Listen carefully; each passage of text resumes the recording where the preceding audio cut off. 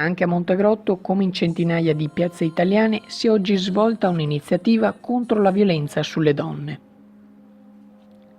Nel piazzale del municipio posizionate le scarpe rosse dedicate a tutte quelle che per l'amore folle hanno perso la vita. Un fenomeno, quello dei femminicidi, tristemente in aumento, a cui si somma quello delle molestie, degli abusi e dei maltrattamenti. Secondo l'Istat, sono quasi 7 milioni le donne che nel corso della propria vita hanno subito una forma di abuso.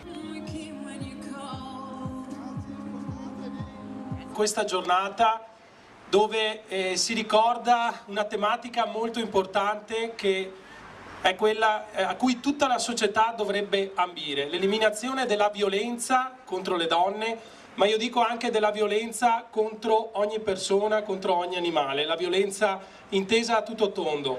Quindi oggi ricordiamo questo buon proposito sapendo che non dobbiamo limitarlo a una giornata, ma dobbiamo tenerlo in mente ogni giorno dell'anno e soprattutto in ogni azione che riguarda la nostra quotidianità. Alle 15, sempre in piazza Roma, nonostante la pioggia, si è svolto un flash mob dove si è contrapposta la musica e la danza alla violenza. Svicenber Channel News, Montegrotto Terme.